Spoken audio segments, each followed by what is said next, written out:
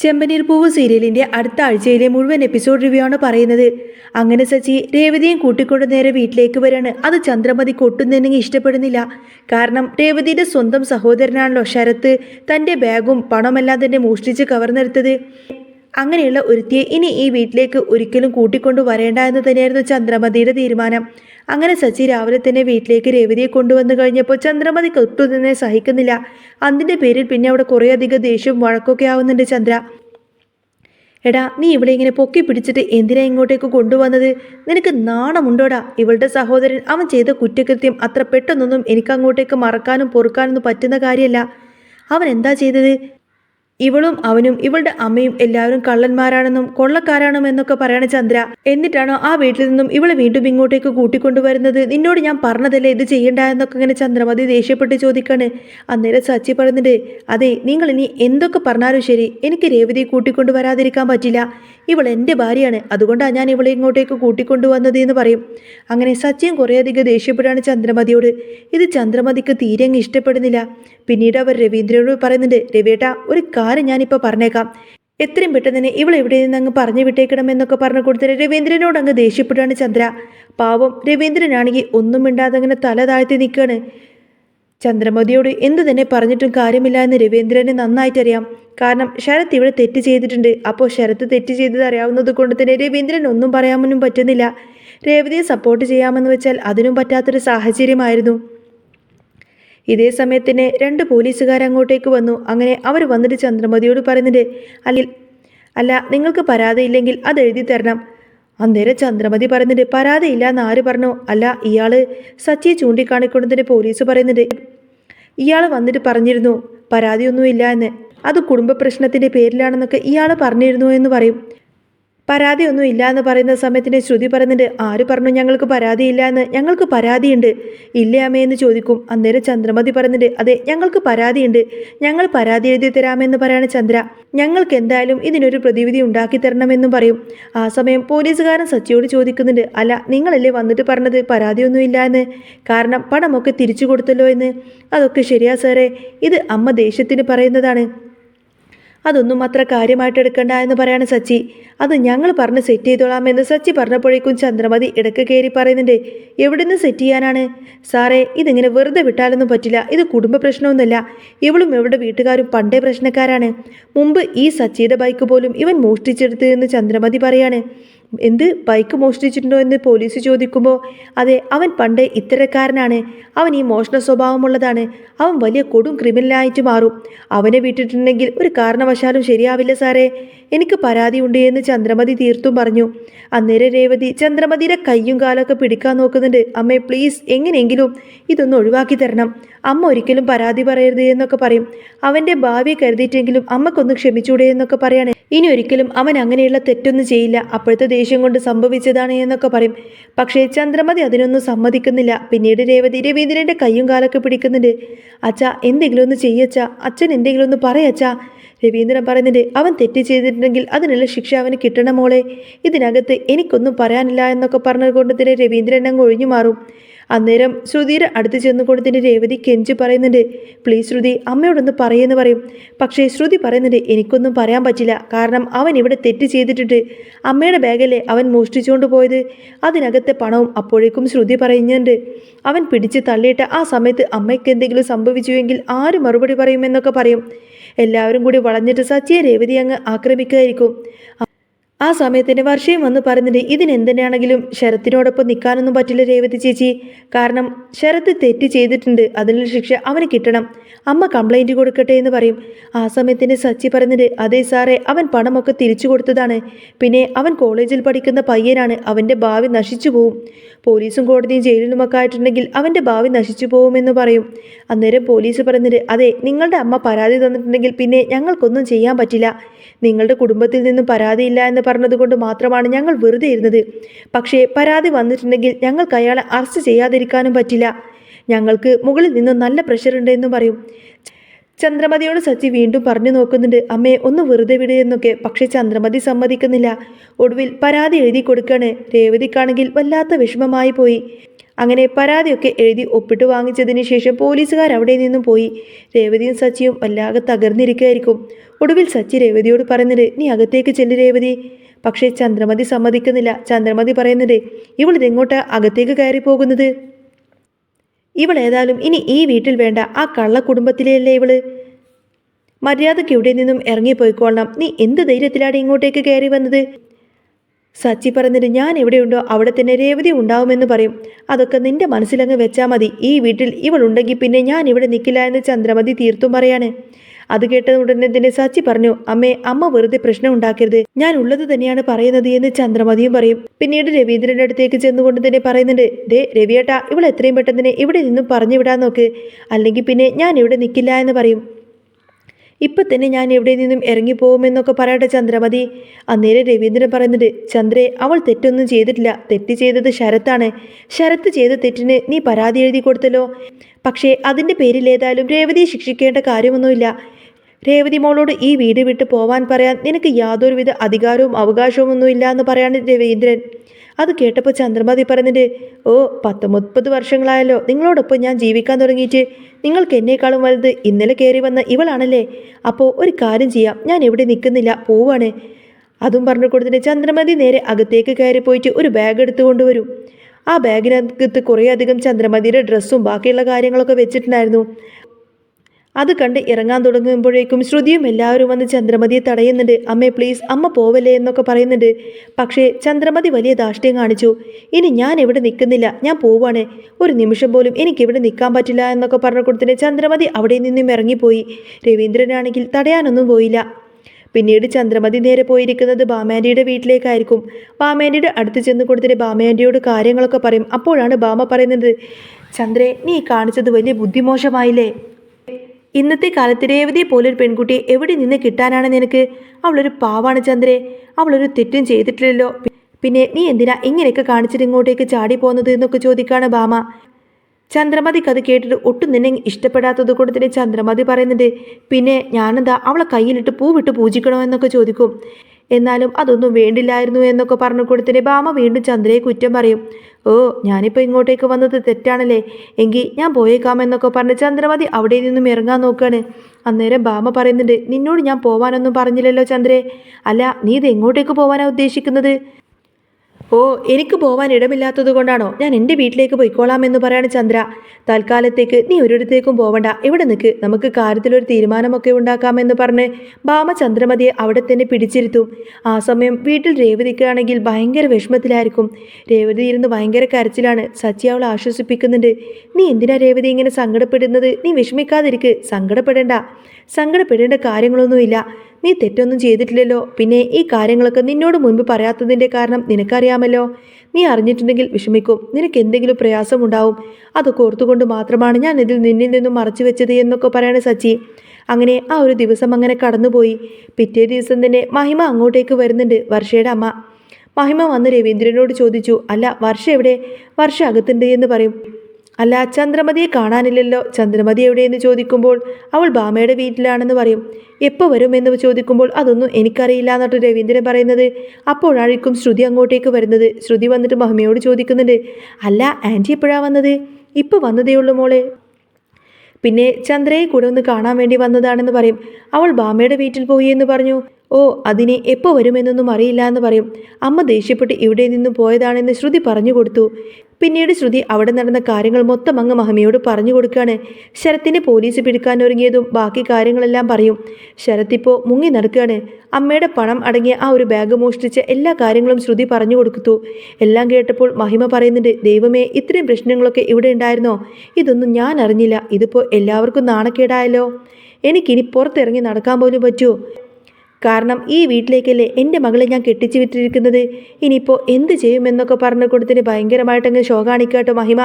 അന്നേരമായിരിക്കും സച്ചി വരുന്നത്. സച്ചിക്കത് തീരെ ഇഷ്ടപ്പെടുന്നില്ല. രേവതിയാണെങ്കിൽ ആകെ വിഷമിച്ചിരിക്കുകയാണ്. ശ്രുതിയും ചേർന്നിങ്ങനെ കുറ്റപ്പെടുത്തുന്നുണ്ട്. അല്ലെങ്കിലും അവൻ കാരണം ഇപ്പോൾ മനുഷ്യർക്ക് ഷോറൂമിൽ പോലും ഇരിക്കാൻ പറ്റാത്തൊരവസ്ഥയാണ്.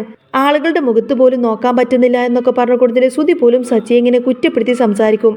അന്നേരം സച്ചി പറഞ്ഞിട്ട്, എടാ നീ കൂടുതൽ ആളാവൊന്നും വേണ്ട, നീ എന്താ ചെയ്തതെന്ന് ഞങ്ങൾക്ക് നന്നായിട്ട് അറിയാം, നീ അവിടെ മിണ്ടാതിരുന്നാൽ മതി എന്നൊക്കെ പറയും. ഒടുവിൽ സച്ചിക്ക് നല്ലങ്ങ് ദേഷ്യം വരുന്നുണ്ട്. സച്ചി പറയുന്നുണ്ട്, പിന്നെ ചോദിക്കുന്നവരോട് നിങ്ങൾ അങ്ങോട്ടേക്ക് പോയി മറുപടി പറഞ്ഞാൽ മതി. ഇതിലിത്ര വലിയ കാര്യമൊന്നുമില്ല എന്നൊക്കെ പറഞ്ഞു കൊടുത്തേ സച്ചിക്ക് നല്ല ദേഷ്യം വരും. രേവതി സങ്കടപ്പെടുന്നത് കാണുമ്പോൾ സച്ചിക്ക് സഹിക്കാനാവുന്നില്ല.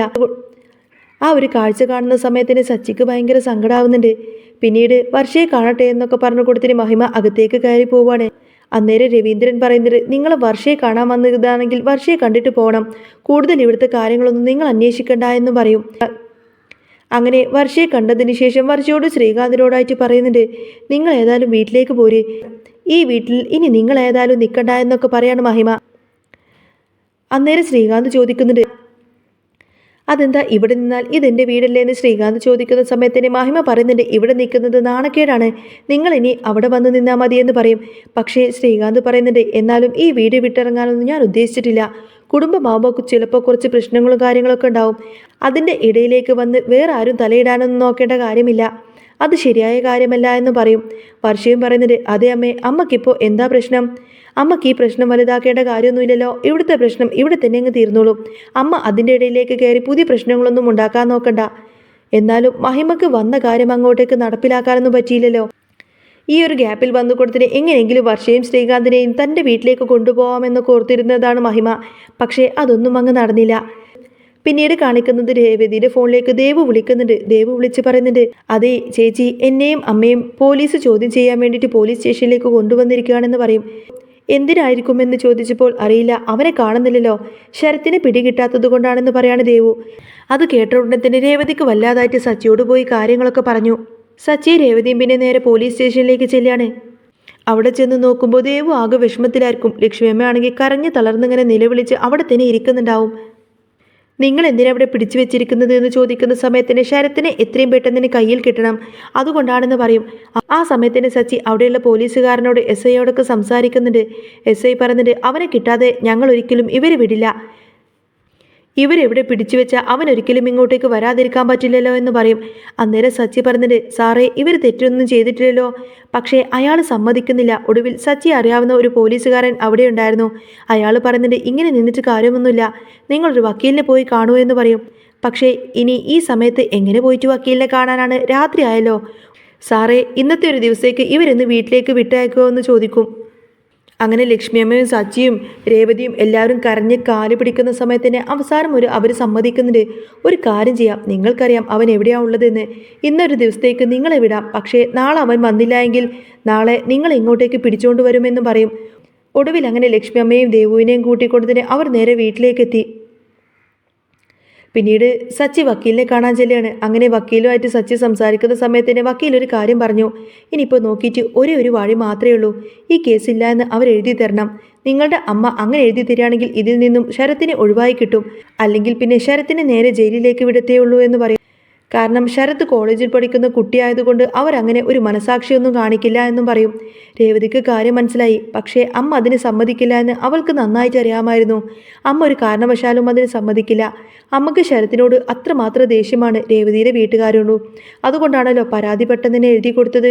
സച്ചി രേവതിയെ ആശ്വസിപ്പിച്ചു. എങ്ങനെയാണെങ്കിലും കയ്യും കാലും പിടിച്ചിട്ടാണെങ്കിലും എങ്ങനെയെങ്കിലും അമ്മയെ കൊണ്ട് പരാതിയില്ല എന്ന് എഴുതി വാങ്ങിപ്പിക്കാമെന്ന് പറയും. എങ്ങനെയെങ്കിലും ആ ഒരു കാര്യം നടന്നു കിട്ടിയാൽ മതിയെന്ന് മാത്രമേ ഉള്ളൂവെന്ന് രേവതിക്കും. ഈ സമയത്തിന് ശ്രുതിയുടെ ഫോണിലേക്ക് ആൻ്റണി വിളിക്കുന്നുണ്ട്. അത്യാവശ്യമായിട്ടൊന്ന് കാണണമെന്ന് പറയും. അങ്ങനെ ശ്രുതിയും മീരയും ആൻ്റണിയുടെ ഓഫീസിലേക്ക് എത്തി. ആൻ്റണി പറയുന്നത്, അവനുണ്ടല്ലോ ആ നവീന്, അവനെ ഞാൻ ഇടിച്ചിട്ട് ഒരു പരുവമാക്കിയിട്ടുണ്ട്, അവനെ എത്രയും പെട്ടെന്ന് തന്നെ ഹോസ്പിറ്റലിലേക്ക് കൊണ്ടുപോകണമെന്ന് പറയും. എന്ത്, ഹോസ്പിറ്റലിലേക്കോ എന്ന് ചോദിക്കുന്ന സമയത്തിന് അതേ എന്നൊക്കെ പറഞ്ഞ് അകത്തെ മുറിയിലേക്ക് കൊണ്ടുപോയിട്ട് നവീനെ കാണിച്ചു കൊടുക്കുകയാണ്. അപ്പോൾ ഓക്സിജൻ മാസ്കൊക്കെ വെച്ചുകൊണ്ട് ട്രിപ്പ് ഇട്ടുകൊണ്ട് ദേഹമാകെ മൊത്തം പാടുകളായിരിക്കും, ഇടി കിട്ടിയതിൻ്റെ പാടുകളായിരിക്കും. അങ്ങനെ ആകെ അവശനായിക്കൊണ്ടായിരിക്കട്ടെ നവീന് കിടക്കുന്നത്. ചുവന്നു തൊടുത്ത് ആകെ വേദനയോട് കൂടെ നവീൻ കിടക്കുന്നത് കണ്ട ഉടനെ തന്നെ ശ്രുതി പറയുന്നുണ്ട്, നിങ്ങൾ എന്താ ഈ കാണിച്ചിരിക്കുന്നത്? ഇത്രയൊക്കെ ഇടി കൊടുക്കേണ്ട കാര്യമുണ്ടായിരുന്നോ എന്ന് ചോദിക്കും. പിന്നെ അല്ലാതെ, ഞങ്ങൾ ചെറുതായിട്ടൊന്ന് ചതിച്ചതേ ഉള്ളൂ, പക്ഷേ ഇവൻ ഇങ്ങനെയായിപ്പോയി. എത്രയും പെട്ടെന്ന് ഇവനെ ഹോസ്പിറ്റലിലേക്ക് കൊണ്ടുപോയില്ല എങ്കിൽ ഒരാഴ്ചക്കുള്ളിൽ തന്നെ ഇവനങ്ങ് തട്ടിപ്പോകുമെന്നും പറയാണ് ആൻ്റണി. അന്നേരം ശ്രുതി പറയുന്നുണ്ട്, അങ്ങനെയാണെങ്കിൽ നിങ്ങൾ കൊണ്ടുപോയിക്കോളൂ. ഏയ്, ഞങ്ങളൊന്നും കൊണ്ടുപോവില്ല, ഞങ്ങൾ കൊണ്ടുപോയാൽ പിന്നെ പോലീസ് പിടിച്ച് ഞങ്ങളങ്ങ് അകത്തിടുമെന്ന് പറയും. അല്ല, ഇപ്പോൾ ഞാൻ എന്ത് ചെയ്യാനാണെന്ന് ശ്രുതി ചോദിച്ചപ്പോൾ നിങ്ങൾക്ക് വേണമെങ്കിൽ കൊണ്ടുപോകാമെന്നും അവർ പറഞ്ഞു. ഞാൻ കൊണ്ടുപോകാനോ? അപ്പോൾ എന്നെ പോലീസ് പിടിക്കില്ലേ എന്ന് ചോദിക്കുകയാണ് ശ്രുതി. ഹാ, അതെന്താണെന്ന് വെച്ചാൽ നിങ്ങൾ ചെയ്യണം. എനിക്കേതായാലും ഇതിനൊന്നും പറ്റില്ല എന്ന് ആൻ്റണി അങ്ങ് തീർത്തും പറഞ്ഞു. അത് കേട്ടപ്പോൾ ശ്രുതി ശരിക്കും അങ്ങ് പെട്ടുപോവാണ്. കാരണം ശ്രുതിയുടെ എല്ലാ പ്രതീക്ഷയും തകർന്നു പോകുന്നൊരവസ്ഥയായിരുന്നു. ഇനിയിപ്പോൾ എന്ത് ചെയ്യണമെന്ന ചിന്തയിലായിരുന്നു ശ്രുതിയുടെ മനസ്സിൽ. ആ സമയത്തിന് അവൻ പറയുന്നുണ്ട്, ഇല്ലെങ്കിൽ നിങ്ങൾ കാലാകാലം ജയിലിൽ കിടക്കേണ്ടി വരുമെന്ന് പറയും. നിങ്ങളുടെ പേരിൽ ഞാൻ പരാതി പറയും. നിങ്ങൾ കാരണമാണ് ഇങ്ങനെയുള്ള പ്രശ്നങ്ങളൊക്കെ ഉണ്ടായതെന്നും പറയും. ദൈവമേ, താൻ ജയിലിലേക്ക് പോവേണ്ടി വരുമോ എന്നൊരു ചിന്ത ശ്രുതിക്കുണ്ടായി. അപ്പോഴേക്കും മീര ചോദിക്കുന്നുണ്ട്, നിങ്ങൾക്കൊന്നും ചെയ്യാൻ പറ്റില്ലേ എന്ന്. ഞങ്ങൾക്ക് ചെയ്യാൻ പറ്റുന്നത് എന്താണെന്ന് വെച്ചാൽ ആരെങ്കിലും ഏൽപ്പിച്ചു വിടാം. പക്ഷേ അവർക്ക് പൈസ കൊടുക്കേണ്ടി വരും. ഒരു 2 ലക്ഷം രൂപയെങ്കിലും കൊടുക്കേണ്ടി വരുമെന്ന് പറയാണ്. പൈസയൊന്നുമില്ല എന്ന് മീര പറയാണ്. അങ്ങനെയാണെങ്കിൽ ഒരു കാര്യം ചെയ്യേ, നിങ്ങൾ എന്താന്ന് വെച്ചാൽ ചെയ്തോളൂ എന്നും പറഞ്ഞു. ഒടുവിൽ ശ്രുതി പറഞ്ഞത്, ഇപ്പോൾ എൻ്റെ കയ്യിൽ പൈസയില്ല, നിങ്ങളുടെ പൈസയിൽ പൈസയുണ്ടല്ലോ, നിങ്ങൾക്കതെടുത്ത് കൊടുക്ക്, ഞാൻ നിങ്ങൾക്ക് പിന്നീട് തരാമെന്നൊക്കെ പറയും. അങ്ങനെ അവരവിടെ നിന്നും ഇറങ്ങി. പക്ഷേ ഇതൊക്കെ വെറും ഒരു നമ്പർ മാത്രമായിരുന്നു. നവീൻ്റെയും ആൻ്റണിയുടെയും പൈസ അടിച്ചു മാറ്റാൻ വേണ്ടിയിട്ട് ശ്രുതിയുടെ കയ്യിൽ നിന്നും കളിച്ച ഒരു കളി. നവീനെ വെച്ച് കൊടുത്തിട്ട് ശ്രുതിയുടെ കയ്യിൽ നിന്നും പൈസ അടിച്ചു മാറ്റാൻ വേണ്ടിയിട്ടുള്ള ആൻ്റണിയുടെ കളിയായിരുന്നു അത്. പിന്നീട് അങ്ങനെ ആൻ്റണി നവീൻ്റെ അടുത്തേക്ക് ചെന്നതിന് ശേഷം ആ ഒരു ഓക്സിജൻ മാസ്കൊക്കെ മാറ്റും. പക്ഷേ ഇതൊക്കെ വെറും ഒരു നമ്പറായിരുന്നു. നവീൻ്റെയും ആൻ്റണിയുടെയും നല്ല മാസ്റ്റർ പ്ലാൻ ആയിരുന്നു. ശ്രുതിയുടെ കയ്യിൽ നിന്നും എങ്ങനെയെങ്കിലും പൈസ അടിച്ചു മാറ്റാൻ വേണ്ടിയിട്ട് അവർ കളിച്ചൊരു കളി. പിന്നീട് അങ്ങനെ ആൻ്റണി നവീൻ്റെ അടുത്തേക്ക് ചെന്ന് കൊടുത്തിന് ആ ഒരു ഓക്സിജൻ മാസ്ക് അങ്ങ് മാറ്റും. എങ്ങനെയുണ്ട് നമ്മുടെ ഐഡിയ? കൊള്ളാമെന്ന് പറയാണ് നവീൻ. ഞാൻ പറഞ്ഞില്ലേ അവളുടെ കയ്യിൽ പൈസ കാണുമെന്ന്. അവളുടെ അടുത്ത് ഇഷ്ടംപോലെ പൈസയുണ്ട്, അത് നമുക്ക് അടിച്ചു മാറ്റാമെന്നും പറയാണ്. അങ്ങനെ അവർ രണ്ടുപേരും ഒന്നിച്ചു. എന്നാൽ ശരി, എനിക്ക് പോവാമല്ലോ എന്ന് നവീൻ ചോദിച്ചപ്പോൾ ആൻ്റണി പറയുന്നുണ്ട്, ഇപ്പോൾ പോവണ്ട, അവിടെ വെച്ച് നമുക്കൊരു കളി കളിക്കാം, അവളിൽ നിന്നും കുറേ പണം നമുക്ക് അടിച്ചു മാറ്റാമെന്ന് പറയും. അങ്ങനെ ശ്രുതിക്കിട്ട് ഇവർ രണ്ടുപേരും ചേർന്ന് കൊടുത്തതിന് നല്ല മുട്ട പണി തന്നെ കൊടുക്കുന്നുണ്ട്. ശ്രുതിയാണെങ്കിൽ ഇങ്ങനൊരു പണി ഒരിക്കലും ആൻ്റണിയിൽ നിന്നും പ്രതീക്ഷിച്ചിട്ടുണ്ടായിരുന്നില്ല. ഇതേ സമയത്തിന് സച്ചിയും രേവതിയും വക്കീലിനെ കണ്ടു മടങ്ങുമ്പോൾ അവരുടെ ഉള്ളിൽ ആകെ ഭയമായിരുന്നു. ചന്ദ്രമതി അമ്മ കടുംപിടുത്തം തുടർന്നു കഴിഞ്ഞാൽ ശരത്തിൻ്റെ ജീവിതം തുലഞ്ഞു പോകും. സച്ചി രാത്രി തന്നെ ഭാമയുടെ വീട്ടിലേക്കെത്തി അമ്മയെ കാണാൻ ശ്രമിച്ചു. പക്ഷേ ചന്ദ്രമതി അങ്ങേയറ്റം വാശിയിലായിരുന്നു. ആ കള്ളൻ്റെ കുടുംബത്തിന് വേണ്ടിയിട്ട് ഈ ഒരു കാര്യം പറഞ്ഞ് നീ ഈ വഴിക്ക് വരണ്ട എന്നൊക്കെ പറഞ്ഞു കൊടുത്തിട്ട് ചന്ദ്രമതി സച്ചിയെ അവിടെ നിന്നും ആട്ടിയിറക്കി. സച്ചിക്ക് അത് വലിയൊരു ആഘാതമായിരുന്നു. അതേസമയം ആൻ്റണിയുടെ ഓഫീസിൽ ശ്രുതി വല്ലാത്ത കുരുക്കിലായിരുന്നു. നവീനൊന്നും സംഭവിച്ചിട്ടില്ല എന്നും അതൊരു നാടകമാണെന്നും അറിയാതെ ശ്രുതി തൻ്റെ കൈവശമുള്ള സ്വർണ്ണാഭരണങ്ങളെല്ലാം തന്നെ പണയം വെച്ച് 2 ലക്ഷം രൂപ എങ്ങനെയൊക്കെയോ സംഘടിപ്പിച്ചു. എന്നിട്ട് ആ പണം ആൻ്റണിയുടെ കയ്യിൽ ഏൽപ്പിക്കുമ്പോൾ തൻ്റെ പ്ലാൻ വിജയിച്ച സന്തോഷത്തിലായിരുന്നു ആൻ്റണി. പണം കിട്ടിയതോടുകൂടെ തന്നെ ആൻ്റണിയും നവീനും കൂടി ശ്രുതിയെ വീണ്ടും ബ്ലാക്ക്മെയിൽ ചെയ്യാൻ തുടങ്ങി. ഈ വിവരം സച്ചി അറിഞ്ഞാൽ പിന്നെ നിന്റെ കഥ തീരുമെന്ന് നവീൻ ഭീഷണിപ്പെടുത്തുമ്പോഴാണ് താൻ ചെന്നുപെട്ട ചതിക്കുഴി എന്താണെന്ന് ശ്രുതി തിരിച്ചറിയുന്നത്. പിറ്റേന്ന് രാവിലെ തന്നെ ശരത്ത് ഒളിവിൽ കഴിയുന്ന ആ ഒരു സ്ഥലം സച്ചി കണ്ടുപിടിച്ചു. ശരത്ത് ആകെ തകർന്നു പോയിരുന്നു. സച്ചിയേട്ടാ, പണം കണ്ടപ്പോൾ അറിയാതെ ചെയ്തു പോയതാണ്. അമ്മയെ വേദനിപ്പിക്കണമെന്നൊന്നും ഞാൻ കരുതിയിട്ടില്ല എന്ന് അവൻ കരഞ്ഞുകൊണ്ട് പറഞ്ഞു. സച്ചി അവന് ധൈര്യം നൽകി. അവനോട് പോലീസ് സ്റ്റേഷനിലേക്ക് പോയിട്ട് കീഴടങ്ങാനും പറഞ്ഞു. സ്റ്റേഷനിൽ വെച്ച് വലിയൊരു നാടകീയ രംഗം തന്നെ അരങ്ങേറി. രേവതി ചന്ദ്രമതി അമ്മയുടെ വീട്ടിലേക്കെത്തി അവരുടെ കാല് പിടിച്ച് നിലവിളിച്ചു. എൻ്റെ അനിയനെ ജയിലിലേക്ക് വിടല്ലേ അമ്മേ, അവൻ്റെ ഭാവി പോവും. അമ്മക്കെന്നെ ഈ വീട്ടിൽ നിന്നും അടിച്ചിറക്കി വിടണമെങ്കിൽ വിട്ടോളൂ, പക്ഷേ ആ കംപ്ലൈൻറ്റ് എങ്ങനെയെങ്കിലും ഒന്ന് പിൻവലിക്കണം. രേവതിയുടെ ഈ ഒരു വിലാപം കണ്ടപ്പോൾ രവീന്ദ്രനും സച്ചിയും വികാരധീരനായി. ആ സമയത്ത് അങ്ങോട്ടേക്കെത്തിയ സച്ചി ശ്രുതിയും ആൻ്റണിയും തമ്മിലുള്ള ഇടപാടുകളെക്കുറിച്ചും ചില തെളിവുകൾ ചന്ദ്രമതിയെ കാണിച്ചു. ശ്രുതി സ്വന്തം വീട്ടുകാരെ ചതിച്ച് വിവരമറിഞ്ഞപ്പോൾ ചന്ദ്രമതിക്ക് വലിയൊരു തിരിച്ചറിവുണ്ടായി. താൻ വിശ്വസിച്ച ശ്രുതി തന്നെയാണോ ഈ ചതി ചെയ്യുന്നത് എന്ന് അവർ അത്ഭുതപ്പെടുന്നുണ്ട്. ഒടുവിൽ രേവതിയുടെ ആത്മാർത്ഥതയും കണ്ണീരും ചന്ദ്രമതിയുടെ കഠിനഹൃദയത്തെ അലിയിച്ചു കളഞ്ഞു. താൻ എടുത്ത ദൃഢനിശ്ചയത്തിൽ നിന്നും അവർ പിന്മാറി. പോലീസ് സ്റ്റേഷനിൽ ചെന്ന് പരാതിയില്ലാന്ന് എഴുതി നൽകി ശരത്തിനെ മോചിപ്പിച്ചു. എന്നാൽ ചന്ദ്രമതി ഒരു നിബന്ധന വെച്ചിരുന്നു. ശരത്തിന് ഇങ്ങനെയൊരു തെറ്റ് ചെയ്യില്ലെന്ന് എനിക്ക് ഉറപ്പു തരണം. ശരത്ത് അമ്മയുടെ കാല് പിടിച്ച് മാപ്പപേക്ഷിച്ചു. പക്ഷേ ഈ കഥ അവിടെ നിന്നും അവസാനിക്കുന്നില്ല. താൻ കൊടുത്ത പണം തിരിച്ചു പിടിക്കാനും ആൻ്റണിയെയും നവീനെയും നിയമത്തിന് മുന്നിൽ കൊണ്ടുവരാനും ശ്രുതി ഇപ്പോൾ സച്ചിയുടെ സഹായം തേടേണ്ടി വരുന്നു. രേവതിയെ വെറുത്ത ചന്ദ്രമതി അമ്മക്ക് ഇപ്പോൾ അവളെ അംഗീകരിക്കേണ്ടി വന്നിരിക്കുന്നു. വീണ്ടും ഒരുമിച്ച് ആ ഒരു കുടുംബത്തിൽ പുതിയ പോരാട്ടം തുടങ്ങുകയാണ്. അത് ആൻ്റണിക്കെതിരെയുള്ള പോരാട്ടമായിരിക്കും. അങ്ങനെ ചെമ്പനീർ പൂവിൽ ഇനി വരാൻ പോകുന്ന നല്ല സൂപ്പർ അടിപൊളി ത്രില്ലിംഗ് എപ്പിസോഡുകളൊക്കെ തന്നെയാണ് കേട്ടോ. നിങ്ങൾക്ക് ഈ ഒരു ചാനൽ ഇഷ്ടമാവുകയാണെങ്കിൽ സബ്സ്ക്രൈബ് ചെയ്യാനും സപ്പോർട്ട് ചെയ്യാനും മറക്കല്ലേ. നെക്സ്റ്റ് വീഡിയോ ആയിട്ട് ഉടനെ വരാം. ബൈ.